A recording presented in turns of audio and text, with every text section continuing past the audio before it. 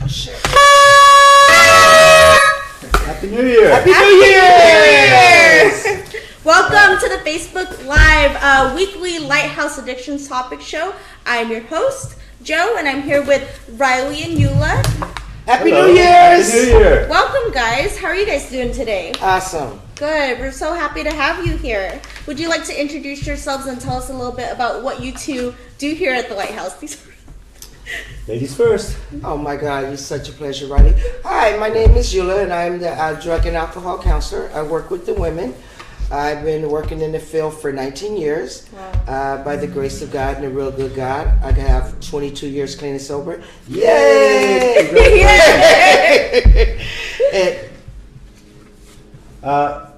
My name is Riley. I'm the transportation supervisor here at the Lighthouse, and what that means is wherever our clients could possibly need to go, I arrange that and see to it that it happens in a safe and timely manner. Cool.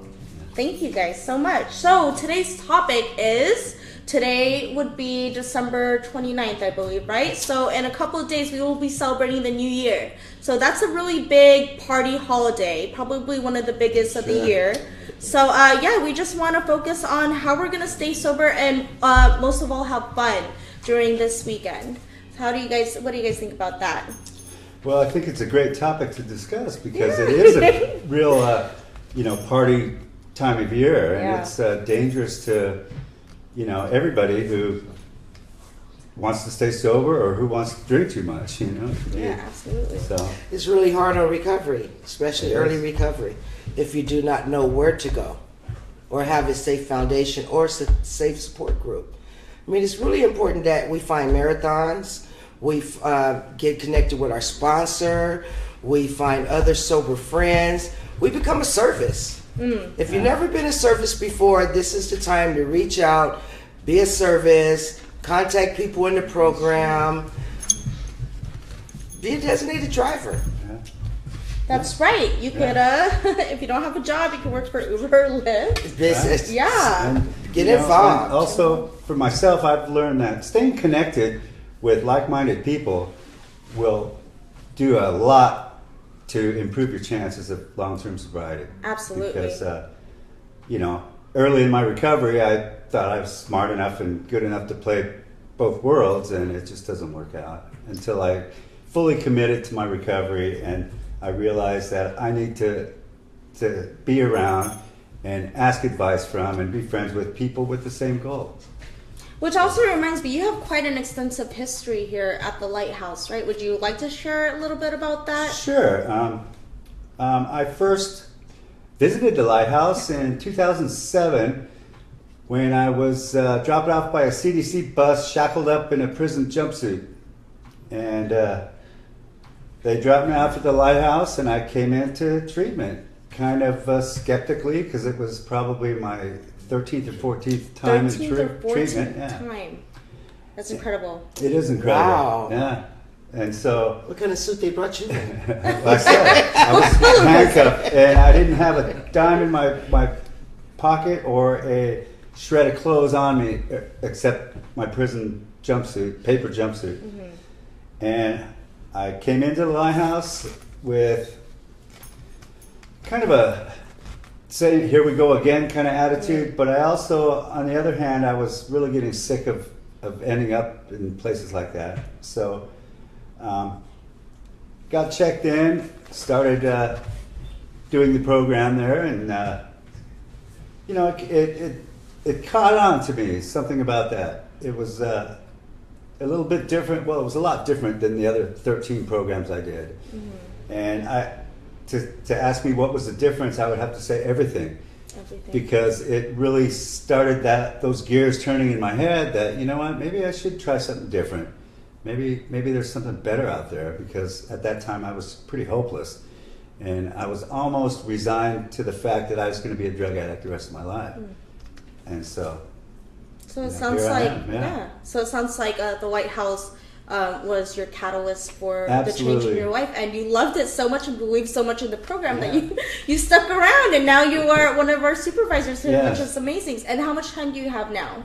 How, Clean time? Yeah. 8 years in August. Wow. So you must Last be one August. of our oldest alumni or longest term alumni. Yeah. Because you're still 21 and everything. So Right. okay, so let's just move forward with the whole our New Year's topic. What are some sober events? Because I know you mentioned that earlier. What are some sober events you can attend and why?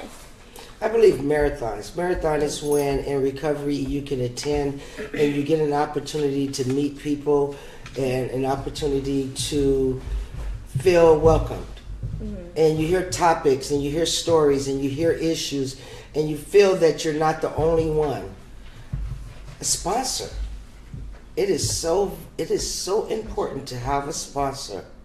Someone that you can call. Someone that you can call at midnight to say Happy New Year's, that you know that it's clean and sober. To be somewhere where you see the lights, you hear all the whistles blowing, and you're sober.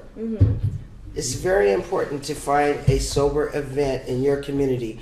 All you have to do is just call the hotline and say, you know what, I'm looking for a sober event for New Year's. Give me the closest to my address. And they're provided. It I is didn't know really about set. that. Yes. Wow. Or you can even hold a sober event.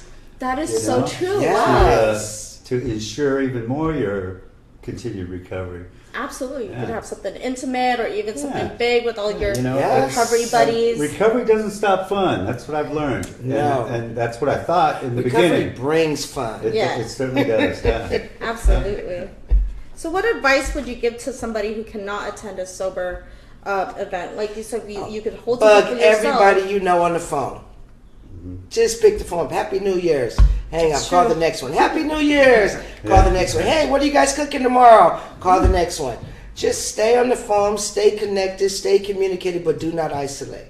Oh yeah, that's a big one. Do You don't not need, isolate. Yeah, you don't need to be alone on the New Year's. Do not. No, yeah. You did mention marathon meetings, so where could we find a marathon meeting? Is that like Alano clubs, Alano right? clubs. Could you explain what an Alano Alano Club is? is a 12-step house that hosts a lot of events for individuals that could be an AA, NA, CA, GA.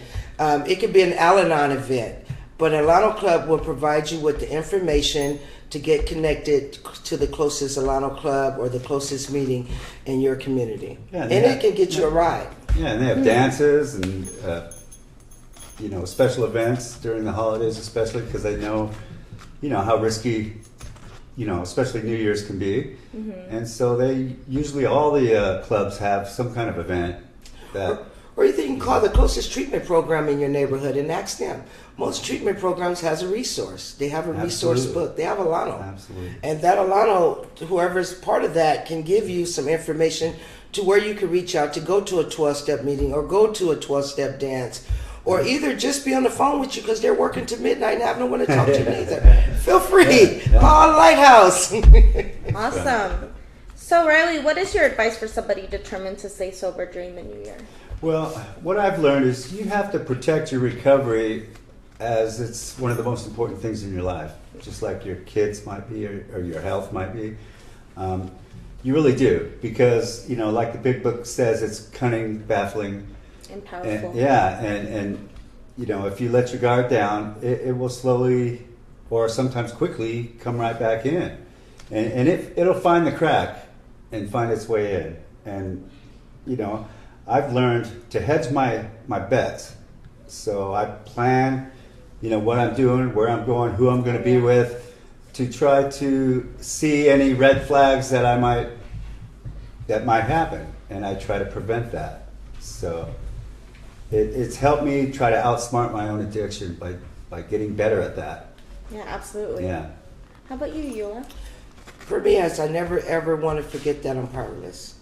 Oh, yeah. And I maintain that and I believe in that and I stay connected with the program. Because you never have too much recovery, because no matter how much recovery you have, the person that wakes up first in the morning has the most recovery. Because recovery is something you maintenance every day and not some days. And I'm just a firm believer in that because I am powerless. Absolutely. Yeah. So what would you say to a family member who would like to support their loved one during the New Year's weekend?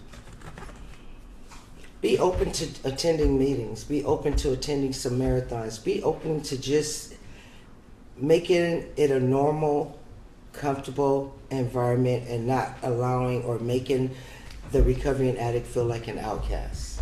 Yeah. You know, sometimes when you get early recovery, your family have a tendency to say things, oh, don't say that, she's here. Or don't pull that out, she's here. But, you know, we're normal. And we already feel, well, I'm normal. I don't care what anybody says. A little off there, but I'm normal. I don't know about To me, I'm normal. But that uncomfortable feeling is one of those feelings that make us feel like outcasts, and we want to step outside and get air. We want to go and sit alone and isolate. Then that leaves us alone in our head. It's, you know, we just have to just know that we have to love them where they at and not where we think they should be. Right. I've never heard that before. I really, really like that. Do you have anything that you would like to suggest for family to do? Well, Riley? families, that's a good question, because oftentimes families don't know how to react. Absolutely. Or not sure what to do. Oftentimes helping is enabling. Right. And right. they don't realize that. And it's tough when you have to make some tough decisions when a family member's involved, because they're tough. But what I would recommend, and thank God, you know, my family did this to me, was just be my family and love me and want the best for me and encourage me and, you know, believe in me even when you might not believe in yourself. And that's what a big part of what kept me going, and, you know, gave a hopeless addict a little bit of hope, and that's all I needed. Yeah. I love you, Riley. I'm getting a little bit emotional right now. Yeah. All right, here's a good question. Would you suggest somebody struggling with alcoholism or addiction go into detox or treatment before, during, or after the New Year's, and why? All of the above. Anytime. Don't hesitate. Yeah. Don't question it. Just Typically, go. there's just a window, and sometimes it's a really short window when you're ready, you know, and you know, working in treatment now, I see it all the time. Someone's want to come in and they say, well, I'll come in tomorrow, and you never see them. It's true. And so, Or you know, hear something might happen to whatever them. can get you through that door, do it now. Yeah. Because, There's no certain time for recovery. Yeah. When the bell Yeah. rings, answer it. yeah. Well, I know a lot of addicts or alcoholics or anybody who's even thinking that they might have an addiction problem will think to themselves, maybe I'll make it my New Year's resolution to get clean, or maybe I'll wait until New Year's Day or the day after New Year's Day to check myself into treatment. Like, why would you think that is dangerous? Well, that's like saying, maybe I'll wait to say I love you to my son, and then something happened. But I think it's the process of our thinking. We always think that it's greater later as an addict, but we never ever acknowledged that the time has arrived until it actually hit rock bottom. So recovery doesn't have a time period, nor do we have a certain time to enter. I think when God or whatever our belief is allow us to know that I can no longer carry this. Because I mean, we see them come in and out of the treatment program 2, 3, 4 o'clock in the morning. And sometimes they get here and for some reason they get in, they look at the walls and realize I can't stay. And that's their mind, but their heart is saying I need to stay. Yeah. Absolutely, yeah. So I say whenever you make the decision to go to treatment, knock at the door. Yeah. Because We're it's here. a blessing. Or even if you don't make the decision, if a family member Makes the drives you decision. in, Yes. and you know they're doing that because they love you, and Absolutely. they see something that you may not see, and take that as what it is, help. Yeah. You may not see it as help at the time, but you know, if you give it half a chance, you'll appreciate that. Yeah, it's a gift. It is. Yeah. It truly is. And the time to come to recovery is 365 days That's out. right. Right now. Anytime. You need it. Yeah. Anytime. Yeah, I mean, it took me 23 years to do it, so Let's not talk about Yeah. that part. No, that's amazing. I mean, I should have done it, you know, when I was 30. Yeah. I would have, you know. So when arriving at an event, what are some ways to deal with the stress of not being under the influence? Say that again. No. So, yeah, when arriving at like a New Year's Eve event, say it's with your normie friends, or you know you have friends or family that still drink, what are some ways to deal with, you know, the stress of not being under the influence? For me, I always say, you know what, I don't drink or use. Because it needs not to be a secret, so I don't have to deal with the stress. Yeah. And I always order a 7-Up with double cherries, and I watch them pour the 7-Up. And then I have to laugh. And people say, why are you laughing? Because I remember that. So I don't turn it into a poor me, I turn it into a thank you, Jesus. Yeah. That's not me. Yeah. So I don't feel like an outcast with a normie. I look at that normie like, let me take you where I work. Because they're not normal. Okay. Yep. Absolutely. Yeah, another thing in a situation like that, I feel, is make sure you're ready for that, to be around people that may drink or use, you know, because if you're early in your recovery, that's a very slippery slope to be around. And so make sure you're mature enough in your recovery that you think about that beforehand and say, you know, can I go through this, and what is plan B if I want to exit, if I exit want strategy. Absolutely. Yeah. And just know it's okay to say no, I can't go. Yeah. It's really okay to say no, I can't go. And you did mention family earlier. Do you feel like it would be beneficial for somebody new in recovery to let their family know? Oh my God, yes. It's good. It's beneficial in recovery to let the world know you're in recovery. Yeah. Because we live in so many secrets in our addiction that honesty starts as soon as we can be honest. And just to tell someone I'm in recovery, it feels awesome. Amazing. And you know, it always surprises me how wonderful the responses I get when I tell people that. Yeah. It's an icebreaker. It kind of lightens the situation, and people actually seek you out and want to get to know you and ask you questions and say, hey, I have an uncle who, you know, absolutely. whatever. Or say, hey, I got 9 years of recovery. Yeah, wow, you do. That's so funny. Exactly. And I hear it quite often. They say, wow, you don't look like that. Don't you hate that when people say you don't look like No, that? I don't hate look like it. Okay. No, I don't hate that because I know what I look like when I did look like that. You know, and I say thank you. I appreciate that. That's what I'm shooting for. You know? Exactly. Because, you know, you're trying to present yourself as a better person than... Well, no, because I am a better person. Yeah, absolutely. You know, and the presentation comes naturally. And that's, for me, that's my biggest message to other people is hope. I'm walking and talking and breathing hope right here because I was certainly hopeless, and you know, nobody was worse than me. You know, you might have been as bad as me, but nobody was worse than me. And if I can be where I am today, which is, you know, true happiness and genuineness, anyone can do it. And here's proof. So it's pretty cool. Why would you think it's beneficial to stay sober during the holidays? Or not the holidays, but New Year's. I know for me at least, just in this past week, I've already read 2 Facebook posts from people that I knew where they knew somebody that had died in a DUI accident, which was really, really sad. I think that's one of the biggest benefits. It's just that you're keeping yourself safe. You have a clear mind. You're not doing something really, really stupid because you're under the influence. How about you guys? For me, 22 years ago, I knew that no matter what, not only New Year's, but every day, that I was unsafe.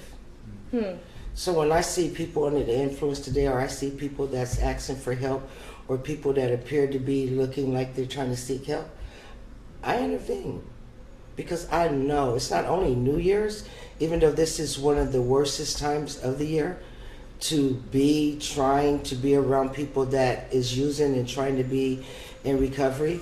But safe is the most awesome thing that we can have in the world today, is safe. Because there's so much going on. I mean, recovery is awesome, but we get lost in it because being in recovery and early recovery, sometimes it's like you're so used to these people over here that's doing all this unpredictable things, and then when you get in recovery, it's like, oh my God, is this all you do? Is that all you do? But is that all you do? Is the most awesome thing that God could have given me. And eventually the pendulum switches, where your desire to stay sober and remain sober becomes just as strong as your desire to want to use was initially. Yes. And it takes a little while to get to that point, but you do. And that's when it's really amazing when my sobriety is now truly most important, in my life. And it's not only most important, but it's what I actually want to do and want to be around. So it makes it a lot easier when you have no desire to use, or no craving to use, or anything like that. When you have the desire to be sober and make your life better, Because life become a priority. Exactly. I want to live today. Well, watch out. No. I think I once heard a client say that recovery was the moment where I decided life was worth living. To me, that really, really touched me. I think we all said that one time. Well, because, in my case anyway, I felt life wasn't worth living for a very long time. I think the last 10 years of my addiction was hell. I don't think it was. Yes. Absolutely. And so, like I said earlier, I was almost convinced, okay, well, that's who I was meant to be. I was meant to be an addict my whole life. And I just might as well get used to it. And, you don't get much hopelessness than that. And and it's just amazing in the short time. I mean, it's been 8 years, but compared to my addiction, it's been a relatively short time that so much wonderful things have happened in my life. Good. That, I recommend it. and I should have picked it up 15 years ago. It would be that much better. Right. But again, no regrets, because I'm truly happy and I have a great life today. Yeah. With Awesome good life. friends. Yeah. I just want to take a moment and let you guys know that your coworkers and even the clients, they all look up to the both of you, and we appreciate you guys so much just for everything that you've been through and everything that you share with everybody. I have a little scenario. So say you just came out of treatment and you walk into a sober event, and the thought comes across your mind that, hey, I think it'll be okay if I just have one drink because it's the new year. Like, what would you say to that person? Well, that's the trickiness of an addiction. That's the what's the harm of one little bit, and that's the reintroduction. That's the relapse. Tricking you into thinking, well, if I just don't do a bunch, right? And I just do it this one day, that's opening the door again, and most of the time. That one little bit ends up being another little bit, and then another little bit, and then a whole lot. And then you're back, to where you started at best. Sometimes you're way worse. So I say use your tools. If you just walked out of treatment, then that program provided you with some tools. One of those tools is a survival kit. Part of that survival kit is to pick up the phone. You should have left that program with the sponsor. Call them. that's right. Foundation, strong foundation in recovery. Remember, 1 leads to 1,001. There's no such thing as 1. Yeah. And long as you always remember that you know that one drink or that one hit is going to not allow you to have a productive life. It's going to end up turning into 1,001. Yeah, those small permissions that you kind of Approve. justify to yourself that I've got 90 days clean. I deserve a little sip, glass of wine, but but that's the trickiness and cunningness of an addiction. Absolutely. Addiction, if you won't let it in the front door, it'll sneak in the window if you let it, So what are some of the challenges that an addicted person would face, especially during this time of year? Like if they're currently using and struggling with an addiction. Stroke, homelessness. Homelessness, yeah. feeling less than, which is another reason to stay intoxicated. Poor me state of mind, because you see everybody else. Poor me, I can't appear to be able to get it together. Yeah. Or that, that another year, another year loaded, Yes. and nothing again. As a matter of fact, I lost a few things, Justification. Exactly. And just, another year caught in that continuous trap, and I remember. That vicious circle. Yeah. So what is your advice for a newly recovering addict on how they can stay sober after treatment? Stay connected. Strong foundation. Yeah. Believe in yourself. Believe. Yeah. I just want to also mention that the Lighthouse has a very active alumni program. So if you have graduated recently, or if you're an alumni with us, you're more than welcome to join us on Sunday. We will be celebrating the new year with a talent show. The current clients will also be participating. It's going to be a lot of fun. Wow. I might even do a little dance. Uh-oh. I'm just That's worth coming in itself. we're gonna try to give out some prizes to whoever has the most talented performance, and we do a lot of fun things. Okay, Riley, we better join. That's right. There you go. You guys can do a little tap dance or something. Yeah. So I just want to for the families, if they're wondering, because around this time of year. Well, when you're using, sometimes you're completely isolated, you don't see your family at all, but if you're using and you do see your family at holiday events, like what are some signs, like physical or psychological signs that somebody is using that family members should look out for?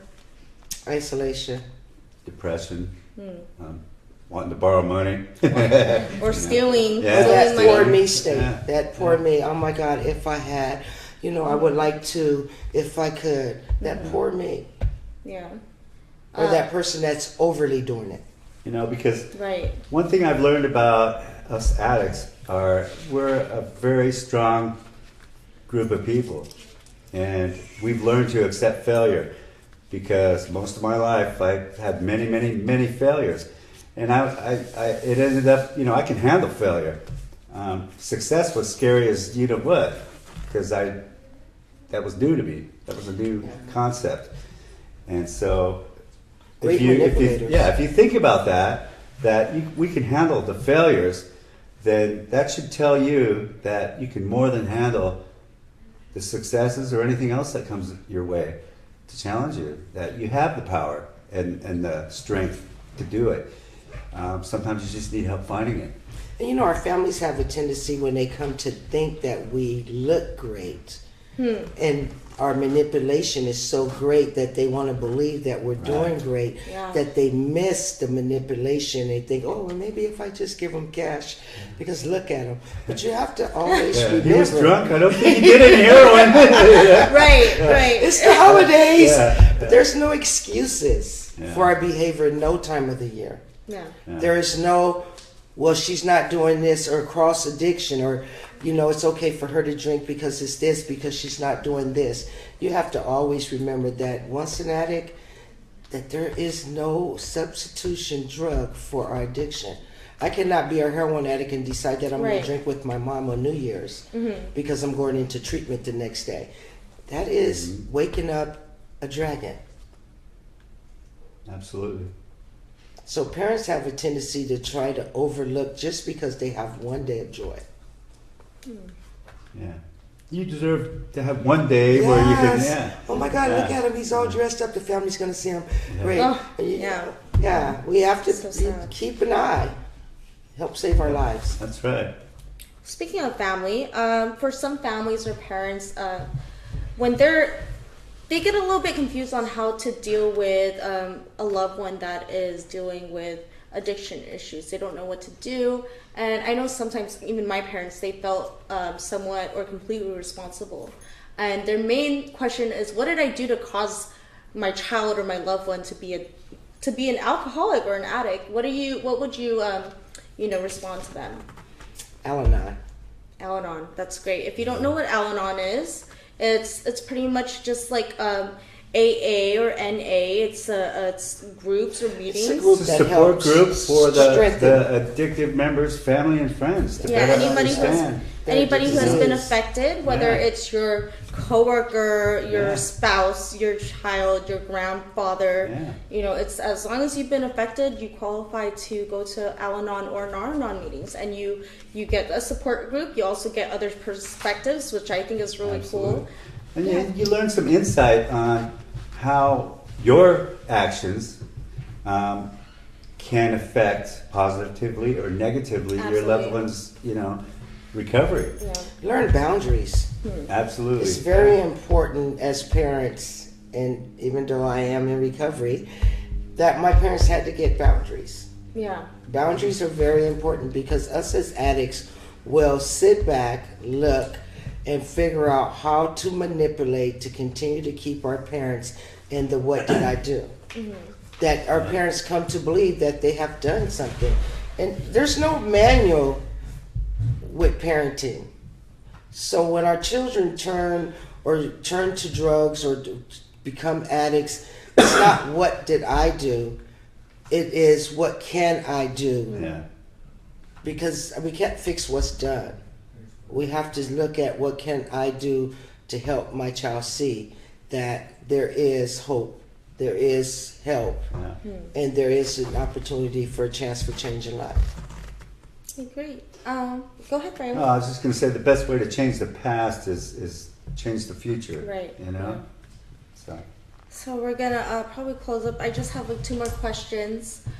So anything you would like to say to a family member, someone, a loved one struggling with another loved one? Yeah, who's don't give up. My family didn't give up on me, although they got pretty annoyed with me, But they say, they showed me they loved me as they were showing me out the door. Right. And as hard as that was for me to go through, and as hard it was for them to do it, it was the best thing to do.